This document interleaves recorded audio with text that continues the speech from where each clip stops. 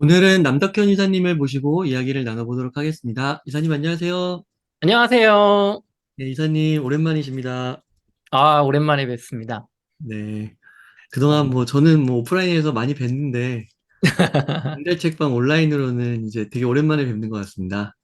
네, 제가 한 3개월 전에 마지막으로 이제 출연을 하고, 네, 그동안은 주로 제가 이제 사회자로서 인터뷰를 많이 했었죠. 네, 제가 이제 최근에 그 책을 이제 9월에 내는 거, 이렇게 작업 마무리하는 것도 있고, 또 이제 제 하는 일이 좀 바쁘다 보니까 음, 그동안에 좀 출연을 못했습니다. 네, 또 저희 오태민 교수님 비트코인 네, 그리고 달러의 지정학 책 네네. 많이 이렇게 인터뷰도 해주시고 해서 반응이 매우 좋습니다. 아, 네. 오태민 교수님의 비트코인 그리고 달러의 지정학 책이 저는 되게 제 부동산 투자에도 많이 생각을 이렇게 넓혀주고 있어요. 네, 그러다 보니까 되게 좋은 책이다 생각이 들어서 인터뷰 최대한 교수님한테 요청해가지고 네, 웅달 음, 책방에 또 앞으로 올라갈 겁니다. 한 3부 정도. 네. 그래서 또 많은 분들이 익숙하실 것 같기도 하고요.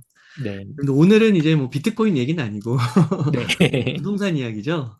네, 너무 그동안 인사를 못 드린 것 같아서 제가 네, 좀 웅달님한테 이제 좀 인터뷰 한번 하자. 또 네, 큰 이슈도 있잖아요, 지금.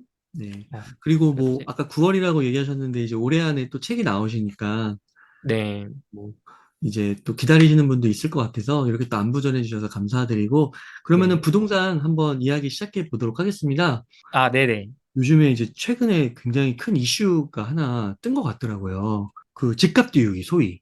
음, 그래서 이제 실거래가를 이제는 등기와 함께 기재하게 된다. 네, 그래서 이게 이슈로 좀 올라오길래 좀 어떤 사항인지 좀 자세하게 좀 분석 좀 부탁드리려고 합니다. 네. 이게 사실은 집값 띄우기라는 거는 되게 유서가 깊은, 검증되지 않은 음모론이에요. 그러니까 음모론이라는 거는 명확하게 검증된 적이 없는 걸 음모론이라고 하잖아요. 네. 근데 많은 시장 참여자분들이 이거 음모론 맞나? 이거 진짜 있는 것 같은데 집값 띄우기 어, 세력이? 근데 증거는 없었어요, 여태까지.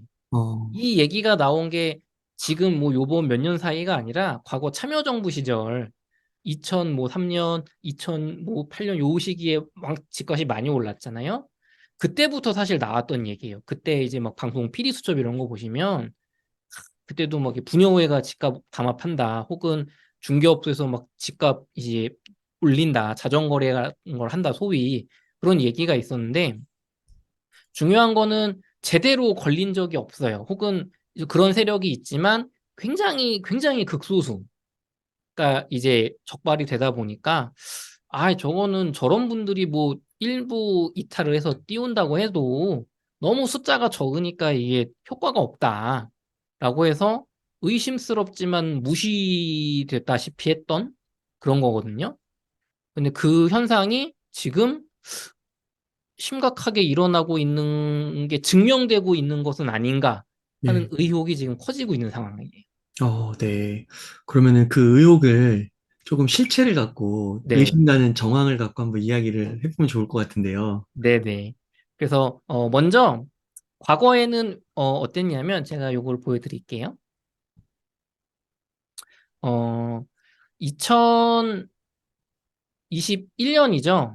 이제 21년 7월에 국토부에서 2020년 2월에서 12월까지의 아파트 71만 건을 전수조사합니다. 와, 그러니까 1년치 2020년이 집값 한창 오르던 시기니까 국토부에서 정말 마음을 먹고 1년치 71만 건의 아파트 거래를 전수조사를 해서 여기에는 지금 집값 띄우기 세력이 분명히 많이 있을 거다. 이렇게 폭등한 게 음, 이상하다라고 했는데 실제로 시세를 자전거래로 이렇게 막 했던 게 잡힌 사람은 증거가 나온 사람은 12건밖에 없었어요. 71만 여건 중에서요? 예, 그러니까 71만 건 중에 12건은 사실 뭐 거의 무시해도 되는 숫자잖아요. 뭐 그렇죠. 0.000 뭐 1%니까. 네. 그리고 한 2,320건, 그러니까 한 0.03% 정도가 거래를 했는데 제대로 등기를 안 했어요. 음, 근데 이쪽 2,320건 중에는 12건 뺀 한 2,300건은 이거 실수다, 실수. 뭐 어, 착오에 의하다거나 뭐 이런 경우가 있잖아요, 사람들이. 음, 그러니까 이거는 일부러 막 시장 교란하려고 집값 띄운 사례가 아니라고 판단을 한 거예요. 경미한 거다. 네. 실제로는 한 12건밖에 없다. 그러니까 이런 사례가 있다 보니까 아니 국토부에서 마음 먹고 털었는데 12건이면은 이건 뭐 없는 거 아니냐. 그냥 음. 음모론이네. 라고 생각이 돼 왔던 거죠. 그러니까 이때는 아파트 값이 상승기니까 네. 너무 폭등을 하다 보니까 잡으려고 한 거죠. 그쵸. 이때는 이걸 정말 마음 먹고 잡아가지고 지금 이거 어, 정상적인 상승이 아니다. 어, 라는 걸 보여주려고 한 건데 그게 안 나온 거죠, 제대로. 그러니까 적극적인 의지가 있었던 건데. 아, 그러니까 1년치 70여만 건을 전수조사를 했죠, 어, 국토부에서. 음, 그런데 이 당시에도 어떤 의견이 있었냐면 저도 아니 일단 결과를 믿어야 되니까 71만 건 중에 12건 적발이면 정말 그냥 뭐 그냥 전설의 음모론인가 했는데 음, 이때 어떤 의견이 일부 있었냐면 음, 지금 이게 상승기다 보니까 제대로 적발이 어렵다. 그렇겠네요. 왜냐하면 그러니까 이제 여러분이 많이 보셨을 신문 기사 중에 약간 그런 게 있거든요. 음, 뭐 작년에 뭐 거래 취소된 등 이제 실거래 취소된 것 중에 뭐 막 70 몇 퍼센트는 실거래 신고 거래였다. 음, 요런 게 약간 말장난인데 상승기에는 집값이 계속 오르는 시기니까 대부분 거래가 신고가를 갱신하는 거래잖아요. 네, 근데 그중에 이제 뭐 계약 뭐 돈이 안 맞는다든지 이렇게 계약 취소는 늘 있어요, 항상. 음, 근데 그렇게 취소된 것 중에 대부분이 신고가 거래인 건 당연한 거죠. 왜 상승기니까. 그렇죠. 이제 그 뉴스를 보고 막 다 이게 막 집값 띄우는 거에서 이렇게 조사했더니 안 나온 거거든요. 근데 이때는 어떤 의견이 있었냐면 신고가가 계속 나오는 상황이니까 국토부에서 뭔가 조사를 명확하게 할 때 빠져나갈 구멍이 좀 있는 거예요. 왜 이렇게 비싸게 샀습니까?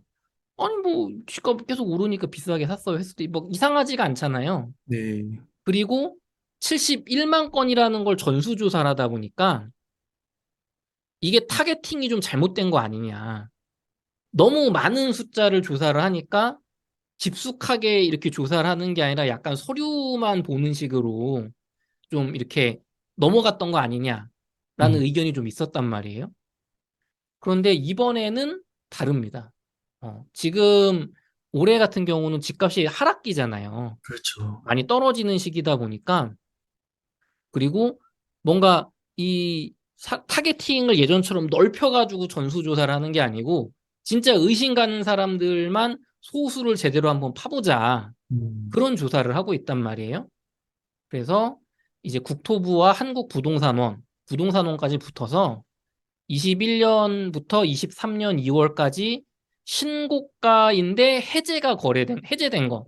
어, 신고가, 그러니까 비싸게 최고가로 샀는데 실제로는 이제 계약만 하고 잔금까지 안 치러서 취소. 해제된 취소된 거, 이 실거래가 띄우기로 의심되는 거, 그거 이렇게 아실 같은 데 들어가면 이렇게 줄 쳐져 있는 거죠. 그쵸, 그쵸, 취소된 거, 어, 아실 같은데 어, 그런 건을 1086건을 선별해서 3월부터 조사 중이에요, 지금. 어, 그러니까 지난번에는 국토부 혼자 했고 71만 건을 조사를 하니까 이게 겉핥기식으로 조사가 됐는데 이번에는 국토부와 부동산원이 21년에서 23월까지의 거래 중에 1000건 정도만 이제 선별을 한 거예요. 의심스러운 걸. 그러면은 이제 훨씬 깊숙하게 조사가 되겠죠. 완전 딥하게 하겠네요. 그쵸? 막 이 사람들이 뭐 같은 아는 사람이냐 뭐 어떤 이런 정보를 하겠죠. 그래서 요거를 올해 7월 중에 결과를 발표할 예정이에요. 그러면 그럼 요것만 기다리면 되는 건가요? 그게 아닌 거예요. 지금 정부에서 7월 달부터는 실거래가 정보에 이제 국토부 실거래가 시스템에 이게 등기가 정말 된 건지, 그러니까 잔금을 치른 건지, 계약만 되고 잔금을 안 치른 건지를 이제 표시를 하겠다는 건데 사실은 지금도 이거를 우리가 알 수가 있습니다. 음, 바로 법원 등기정보광장이라는 데를 가면 돼요. 어, 그러니까 이거를 일반 국민 여러분이 쉽게 알 수 있게 국토부 실거래가 시스템에 표시를 하겠다는 거고 지금도 가능해요. 음, 그래서 제가 이거 요즘 막 조사도 하고 있고 이런 거 한다고 하니까 제가 한번 찾아봤거든요. 네, 정말 이렇게 집값 띄우기 의심스러운 게 과거 71만 건 중에 12건에 불과할 정도로 별로 없었나. 음. 근데 굉장히 이상한 게 발견이 되고 있어요. 그래요. 예, 조금 의심스럽긴 해요, 정말로. 어, 그걸 좀 말씀드릴게요. 네. 여기서 이제 실거래가 등기 기준이라는 걸 이렇게 클릭을 하시면 이렇게 볼 수가 있어요. 예를 들면은 서울에서 제가 뭐 강동구에 15억에서 20억을 초과하는 84제곱미터 90 이제 우리가 30평형대라고 하는 음, 어, 거기에 뭐 고덕 그라시움 음. 이렇게 검색을 해보시면 딱 나오네요. 그냥 이렇게 나와요. 어, 이 면적에 따라서 여기 원인일자가 계약일 22년 7월 30일 날 계약이 됐고 등기일자는 잔금을 치른 날. 어, 음. 그러니까 잔금을 치르고 나서부터 두 달 60일 이내에 등기를 하게 돼 있거든요, 법으로. 네. 근데 보통은 잔금날 거의 치죠. 음, 공인중개사분들이 그거를 막 미뤄뒀다가 굳이 등기를 나중에 할 이유는 없으니까 까먹은 거 아닌 이상. 그래서 이분 같은 경우는 굉장히 오래 걸렸죠. 거의 10개월 뒤에 이제 등기가 됐는데 16억. 저렇게 근데 늦게 보통은 하는구나. 이렇게 한 달에서 두 달, 길어야 세 달 사이에 음, 계약일에서 등기일자 차이가 요 정도밖에 안 나요. 음, 보통 우리가 계약일에서 빠르면 한 달 뒤가 잔금이고 좀 길면 한 3개월 정도 잡잖아요. 그러니까 보통 한 달에서 3개월 내로 등기가 난다고 보시면 돼요. 계약일에서. 음, 그라시온 같은 경우는 제가 봤을 때 특별히 뭐 이렇게 이상한 거래가 많진 않았어요. 네. 그런데 잠실에 엘스 아파트 같은 경우가 좀 이상한 거예요. 그래요? 네, 엘스 아파트 같은 경우가. 어, 잠실이 사실 이 서울 요즘 이게 반등장에서도 음, 가격이 많이 빠졌다가 최근 몇 달 사이에 많이 올랐거든요. 어, 뭐 최저가 기준으로 거의 뭐 한 3억 가까이 이렇게 막 올랐어요. 그러다 보니까 지금 뭐 서울이나 경기도의 다른 지역은 반등이 좀 그렇게 세진 않지만 여기 뭐 송파구 봐라. 지금 헬리오시티나 뭐 잠실 엘스 반등 굉장히 세다. 이게 퍼져 나갈 거다. 이런 의견도 있었던 거예요. 보시면은 잠실 엘스 아파트가 이제 21년 10월에 최고가 27억을 찍고 가격이 쭉 빠지죠. 특히 음, 작년 이제 하반기에 굉장히 이제 전망이 안 좋아졌잖아요. 그래서 뭐 한 19억, 19억 7천 요렇게 10월 달까지 빠졌단 말이죠. 네. 그런데 보세요. 여기서 이렇게 빨간색으로 이렇게 표시해 놓은 건 등기가 안 된 거예요. 어, 녹색으로 된 건 등기가 된 거예요. 음, 쉽게 말하면 녹색으로 된 건 확실히 잔금까지 치른 계약이 된 거고 빨간색이 된 건 아직 계약 잔금 납부가 완료가 안 됐기 때문에 취소될 수 있는 거래인 거예요. 음. 그런데 보통은 한 달에서 3개월 내에 등기가 이제 잔금을 치르고 등기 처리를 하는데 네. 엘스 아파트는 이상해요. 비율이 너무 높아요. 등기가 안 되는 비율이. 아, 제가 지금 그래요? 30평만 본 건데 22년 8월 27일 거래가 지금 이제 등기가 안 돼 있죠. 네. 그 빨간색 비율이 너무 높아요. 우리 아까 보여드린 것처럼 어, 국토부에서 71만 건 중에 2,300건이 미등기 거래니까 음, 0.03%밖에 안 된단 말이에요. 미등기는 보통 비율이. 음, 너무 낮은 거죠. 물론 잔금일 이후에 60일 내로 하면 되니까 잔금을 굉장히 길게 잡았다고 볼 수도 있죠. 네. 그렇죠? 22년 8월에 거래를 했지만 사실 잔금일이 뭐 23년 8월이라든가 음, 뭐 이럴 수 있는 거죠. 아니면 뭐 2년 뒤라든가. 음, 그러니까 이건 명확 100% 이게 뭐 우리가 실거래가 띄우기 거래라고는 할 수가 없는 거예요. 음, 음.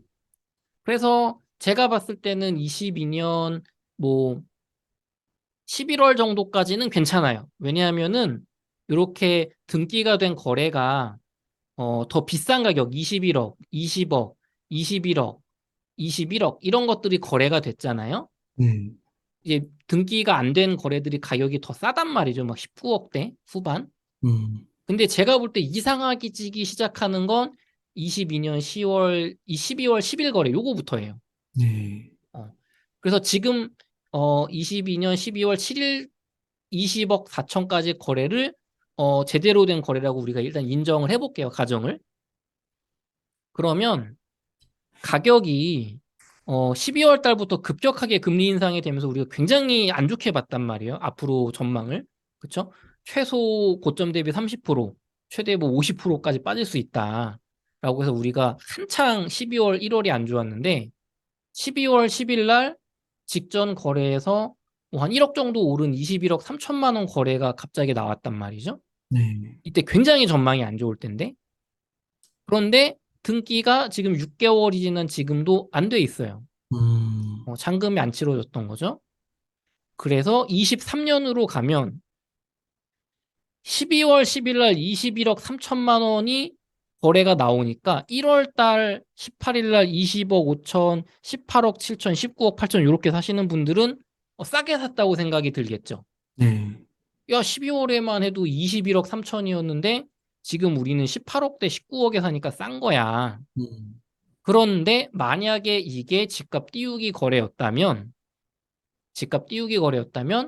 12월 달 이후로 가격은 21억, 20억 4천 계속 떨어지는 추세였던 거죠. 이렇게 반등이 나왔던 거래가 사실 없었던 거죠. 네. 그래서 23년 2월 9일에도 16층이 19억 5천인데 하루 뒤에 5층이 19억 5천인데 이것도 등기가 안 됐어요. 네.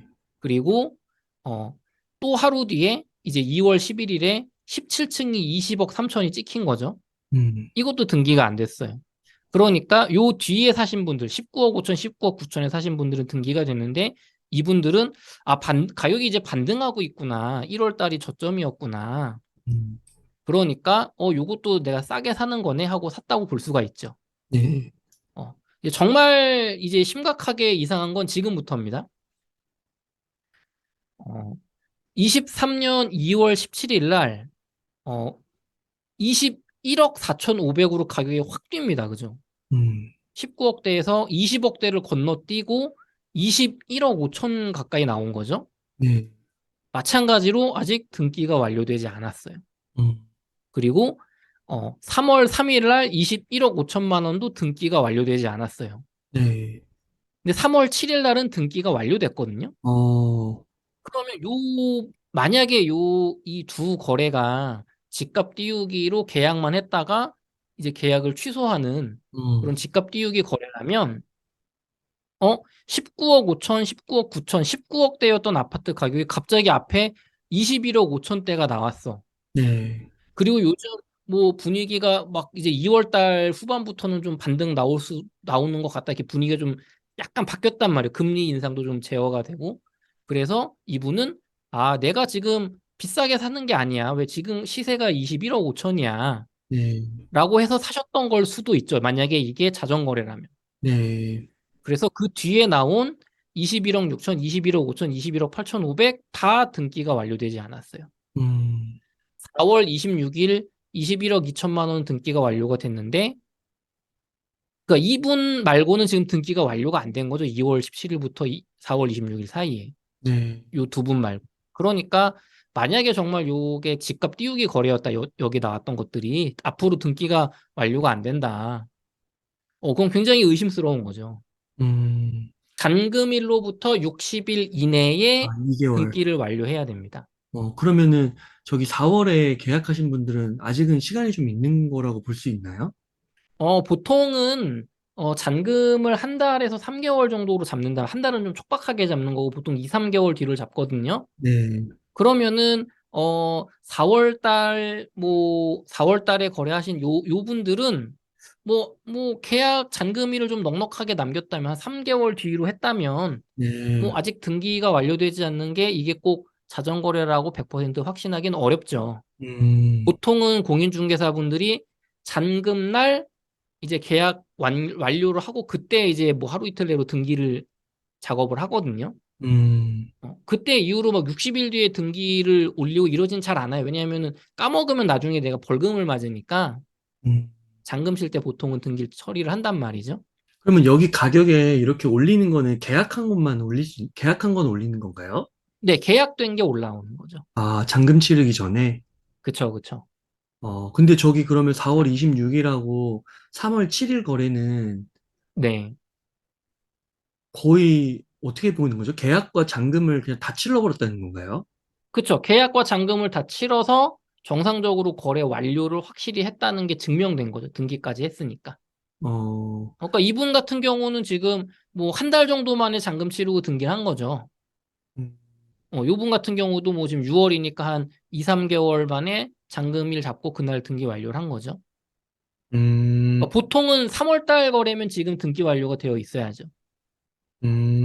보통은. 왜냐하면은 5월 이제 5월 1일 기준으로, 우리가 6월 1일을 기준으로 재산세를 산정을 합니다. 그래서 6월 1일에 집을 갖고 있으면 재산세를 내야 돼요, 세금을. 근데 네, 이렇게 고가주택들은 세금이 비싸단 말이에요. 특히 다주택자라면 종부세도 맞으니까. 그래서 집주인분들이 이렇게 집을 팔 때 5월 31일을 잔금으로 하는 경우가 많죠. 봄에 거래하는 경우는. 네, 왜냐면 내가 6월 막 10일, 20일 이렇게 잔금을 해버리면 내가 재산세를 내야 되니까요. 네. 그러니까 좀 더 이상한 거죠. 내가 4월 5일, 20일 이렇게 거래를 해도 왜 저 잔금을 안 같으면은 치렀을까? 5월 31일까지 잔금을 치르려고 할 거란 그렇죠. 말이죠. 세금을 안 내려면 하겠죠. 그렇죠. 근데 이렇게 잔금을 안 치른 게 많아요. 지금 엘스는 빨간색이. 어, 그러니까 이상한 거예요. 0.03% 정도가 미등기 거래가 전에 전수조사에서 나왔는데 음, 왜 이렇게 엘스는 높을까? 특히나 뭐 작년까진 그렇다 치고 12월 10일부터 이렇게 막 21억 막 넘는 거래들 그러네요. 이런 게 좀 수상하다는 거죠, 지금. 야, 그렇구나. 그래서 음, 이런 거래들이 좀 있어요, 지금. 음. 음. 헬리오시티도 19억이 넘는 거래가 지금 등기가 된 게 하나도 없거든요. 아, 그래요? 뉴스에서만 예. 나오던데요? 예, 그래서 좀 의심스러운데 헬리오시티는 엘스보다는 낫습니다. 헬리오시티 같은 경우는 음, 이렇게 보시는 것처럼 최고가가 23억 8천을 갔었고 33평이 이렇게 21년 10월에요. 그다음에 가격대가 어, 이렇게 떨어지다가 헬리오시티는 거래량이 굉장히 많은데 이제 올해 12월, 1월만 해도 막 15억 8천, 17억, 16억 5천까지 떨어졌었죠, 헬리오시티가. 예.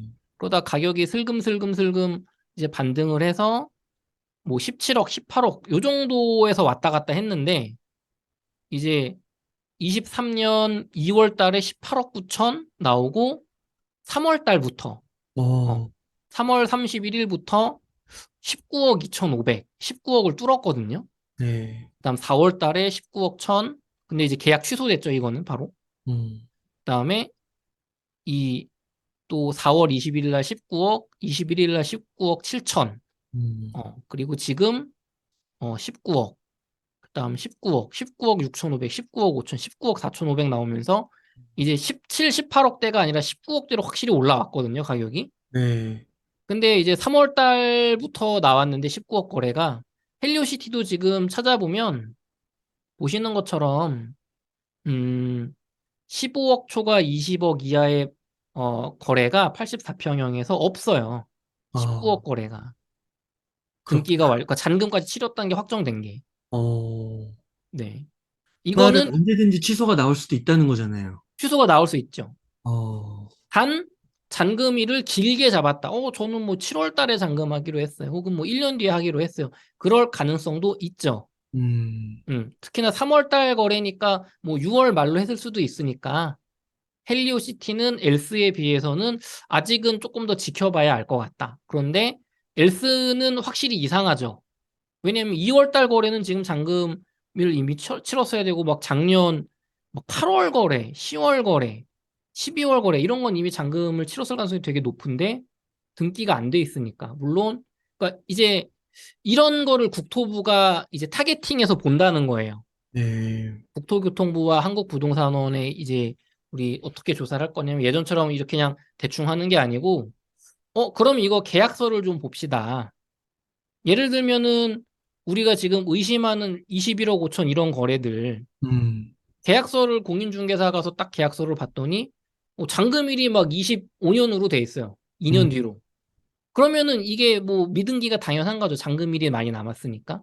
네. 근데 잔금일이 뭐 23년 4월이었어요. 이미 잔금까지 치렀어. 음, 완료가 됐어요. 거래가. 근데 등기를 지금까지 안 하고 있어요. 네. 뭐 60일을 넘겨서. 그러면 이제 물어보겠죠. 이거 왜 안 하고 있냐? 그쵸? 네. 아니면은 기간이 2년 뒤로 남아 있는데 막 기간을 길게 잡았단 말이에요. 계약일을. 그런데 관계가 이렇게 수상해. 과거에 이제 71만 건 중에 12건이 잡혔을 때의 이때 사례인데 이제 중개사분이 이제 매도인인데 이 집을 산 사람이 중개사와 딸과 중개사의 아들인 거예요. 네. 그래서 3억 1,500원에 3억 1,500만 원에 6월 달에 거래를 신고하고 3개월 뒤에 이제 계약을 취소합니다. 음. 그 다음에 11월에 3억 5천으로 올려서 계약을 하고 아, 12월에 진짜요? 계약을 취소합니다. 어. 그러면 이제 마지막으로 제3자가 12월에 지금 시세가 3억 5천이구나 해서 이분이 12월에 3억 5천에 산 거죠. 야. 근데 이거를 이제 중개하는 중개사분은 요 분이 아니라 다른 분인 거죠. 어. 그러니까 이 제3자는 실거래가만 보면 6월 달에 3억 1,500, 11월에 3억 5천이니까 내가 3억 5천에 12월에 사는 게 이상한 게 아니구나. 음.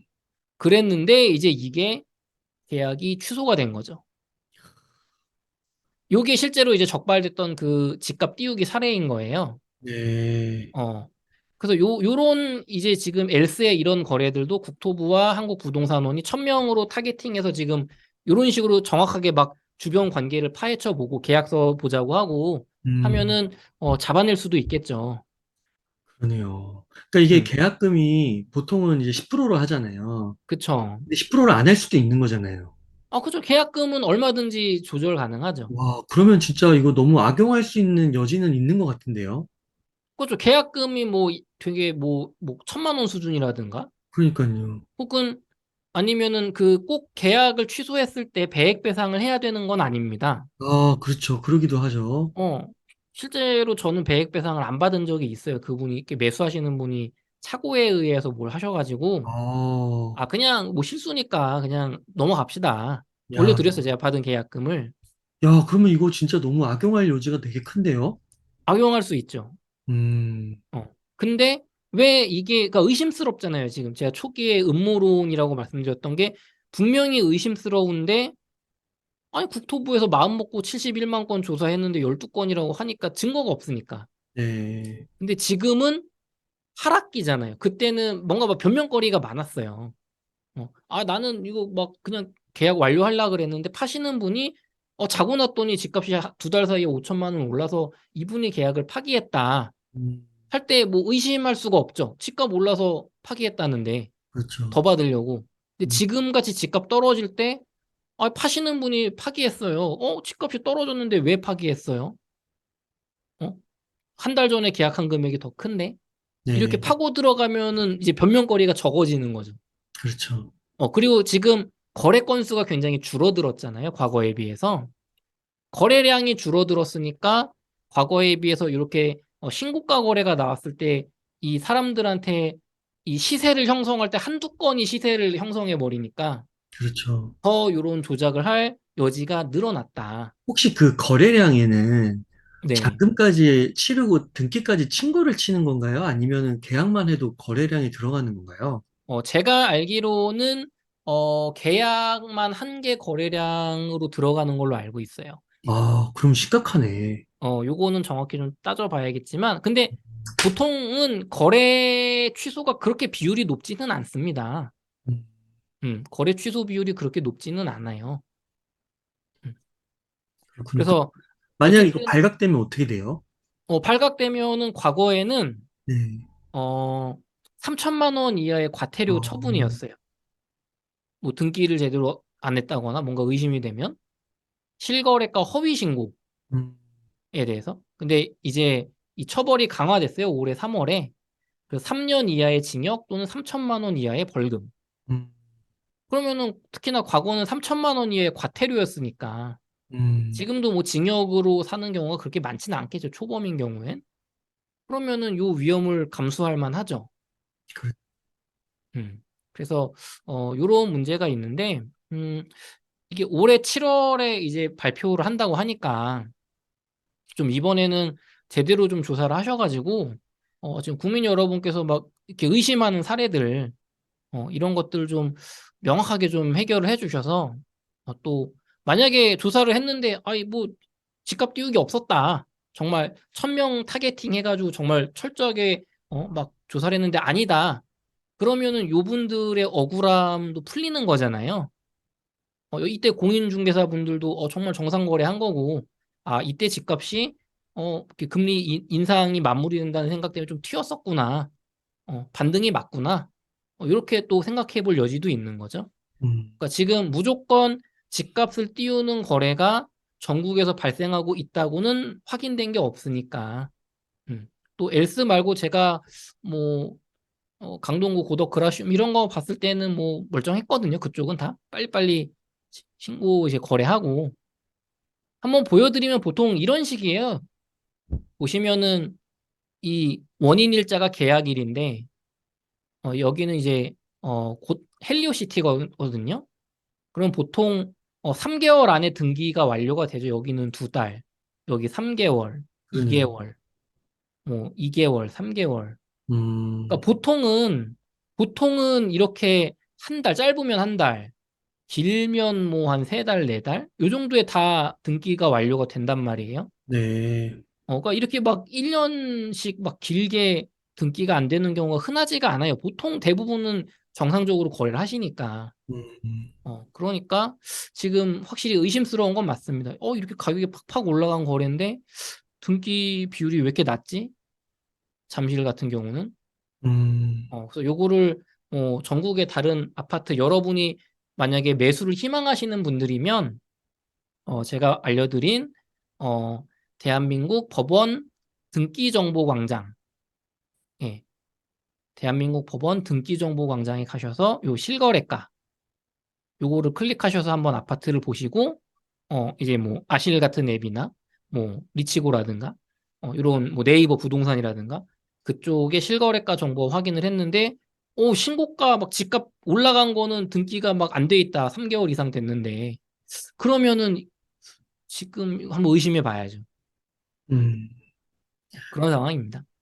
그렇구나. 그러면은, 만약에 이제 무주택자분들이나 주택을 구매하려고 하시는 분들이 계시다면, 네. 7월에 한번 결과를 나오는 걸 보고, 내가 관심 있는 아파트 단지에 혹시 네. 허위 신고 물건이 있는지 아닌지 확인한 다음에 사도 늦지 않을까요? 저는 늦지 않을 것 같아요. 지금, 서울 수도권의 반등이 좀 나왔다가, 최근에는 또 자세히 보면은, 뭐, 약간 반등세가 약해지는 것 같기도 하고, 또, 얼마 전에 그 한국은행 총재님께서, 이창용 총재님께서 이제 보고서를 발표했단 말이에요. 기자회견도 하시고. 또 콕 집어서, 대한민국 부동산, 고평가 구간이다, 아직. 비싸다. 네. 그리고 리스크가 너무 크다라는 이야기를 해주셨어요.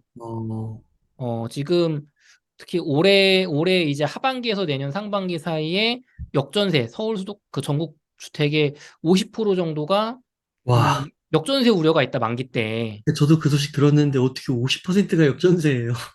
그러니까 그렇게 이제 지금 전세가는 굉장히 많이 떨어져 있단 말이죠. 특히 많이 떨어진 주 중에 일부는 반등하는 지역도 있지만, 음, 어, 그러다 보니까 지금 이창용 총재님께서는 지금 금리가 이게 끝난 게 아니고 금리 인상도 끝난 게 아니고 뭐 금리 인하를 당장 할 수도 없는 상황이고 네. 그리고 지금 어떤 근원 물가 지표도 막 높은 수준에서 내려오지 않고 있단 말이에요. 인플레이션 압력이. 음, 거기에 또 우리나라 부동산은 미국 부동산을 굉장히 많이 따라가거든요. 이 조사를 해보시면. 근데 미국이 부동산이 지금 좋지가 않아요. 굉장히. 음. 어, 주택도 그렇고 특히 미국 상업용 부동산이 굉장히 좋지가 않습니다. 공실 많이 들었다고 나오더라고요. 네, 일본이 부동산 신화가 무너진 게 주택이 아니고 상업용 부동산이 폭락하면서 무너졌어요, 사실. 어, 근데 지금 미국도 상업용 부동산이 굉장히 공실도 많고 너무 많이 올라가지고 위기가 있단 말이죠. 그래서 지금 역전세가 뭐 심각할 거라라고 보시는 분도 있는데 저는 역전세 대란이 하반기에 그렇게 심각하진 않을 수도 있다라고 생각을 하는데 음, 아직은 모르겠어요. 좀 더 봐야겠지만 하락할 수 있는 전세 폭이 그렇게 크진 않을 것 같아요. 제가 볼 땐 지금 수준에서 한 10% 정도? 그 정도 물론 이건 금리와 굉장히 밀접한 연관이 있습니다. 앞으로 경제 상황과. 하지만 또 이제 PF 대출 부실 우려가 지금 가을 달부터 본격적으로 터져 나올 수도 있기 때문에, 적어도 내 집 마련하시려는 분들은 요 이제 자전거래 7월 달에 발표한다고 하니까 요거 지켜보시고, 음, 그 다음에 내 집 마련을 만약에 하신다고 하면 저는 그거는 안 했으면 좋겠어요. 추격 매수. 올라간 가격을 막 더 비싸게 사는 거, 그건 안 하셨으면 좋겠어요.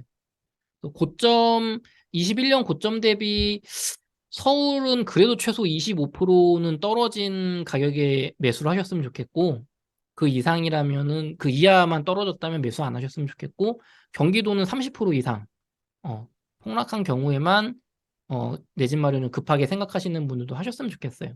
음, 그렇게 하락한 가격에 매수를 하시면, 뭐 만약에 내가 구매한 가격에서 한 10%, 15%더 떨어진다고 해도 타격이 별로 없어요. 내가 싸게 샀잖아요. 싸게 산 폭이 더 크잖아요. 그럼 요만큼 더 떨어졌을 때 오히려 더 많이 폭락한 입지 좋은 지역 혹은 한평수 큰 걸로 내가 한 1, 2년 내로 모은 돈으로 이렇게 더 하락장 갈아타기 할 수 있거든요. 그러니까 막 이렇게 비싼 거 예를 들면 엘스 아파트를 막 지금 여기 막 반등 나온다고 막 23억, 22억 막 이렇게 산다. 이거는 좀 반대인 거죠, 저는. 음. 그래서 조금 기다리셨으면 좋겠고. 근데 이제 청약 같은 경우는 좋습니다. 청약 중에 분양가 상한제 하는 지역들 있잖아요.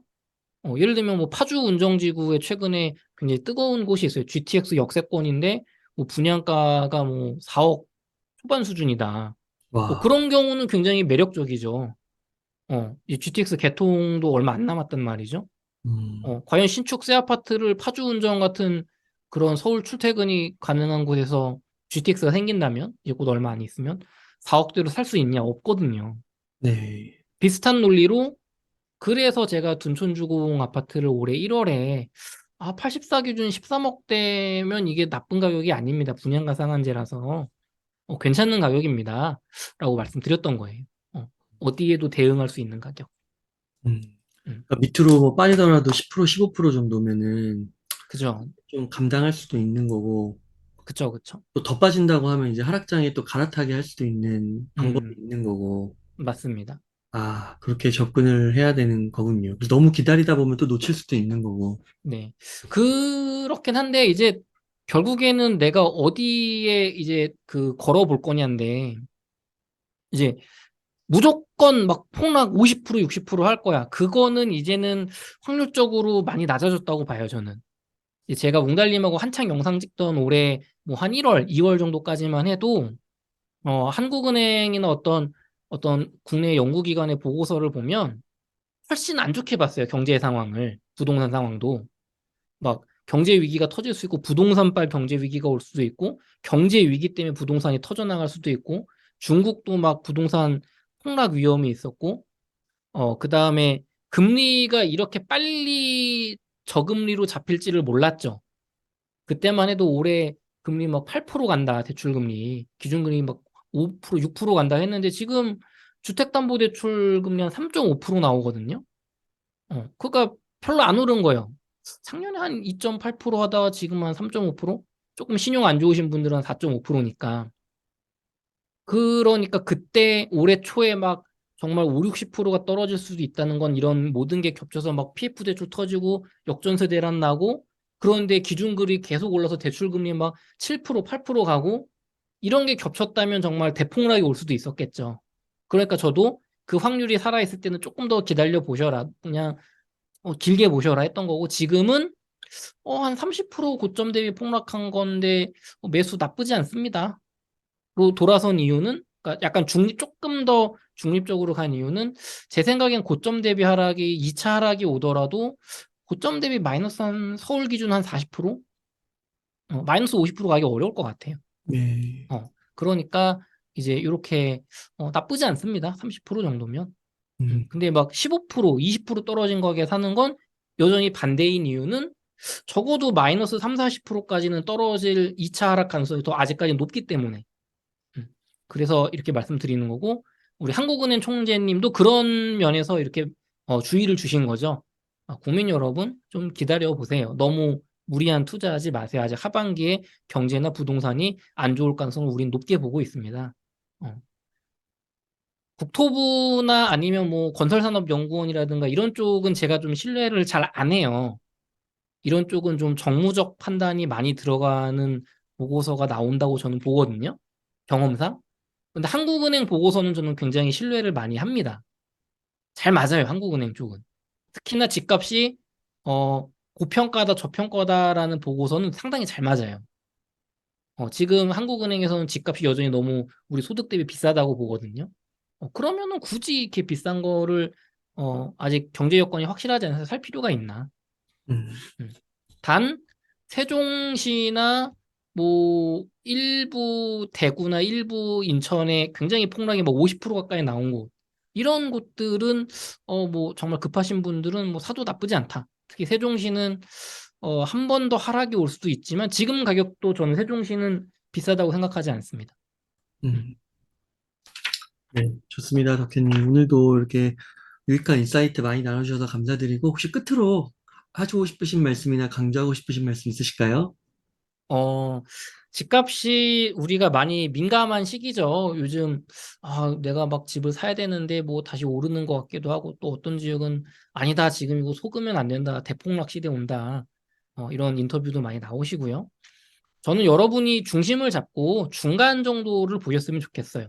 너무 대폭락을 기대하지도 마시고 반대로 전고점 회복하는 그 대상승을 기대하지도 마시고 어느 쪽도 갈 수가 있어요. 확률적으로는 저는 뭐 약간의 2차 하락 정도 나와서 한 3, 40% 고점 대비 하락으로 마무리되지 않을까 보지만 뭐 경제 상황이 어떻게 바뀌냐에 따라 대폭락이 올 수도 있고 반대로 정말 전고점 갈 수도 있는 거죠. 음. 너무 한쪽 의견에 치우치지 마시고 음, 지역 임장 많이 다니시면서 한번 냉정하게 판단하셨으면 좋겠고요. 단 서울 수도권 기준으로 분양가 상한제가 적용된 청약이라든가 이제 아니면은 뭐 토지 임대부 주택이라든가 이런 정책적으로 혹은 뭐 청년 임대주택 청년 어떤 그 이제 청약들이 있거든요. 집을 매수하는 좋은 조건으로 국가에서 하는 그런 확실하게 주변가 대비 막 30% 이렇게 싸게 나오는 것들 고점 대비 그런 청약 적극적으로 노리셨으면 좋겠어요. 네, 음. 감사합니다. 이렇게 해서 남덕현 이사님을 모시고 이야기를 나눠봤습니다. 긴 시간 동안 유익한 인사이트 많이 나눠주셔서 감사의 말씀드립니다. 오늘 고생 많으셨습니다. 감사합니다.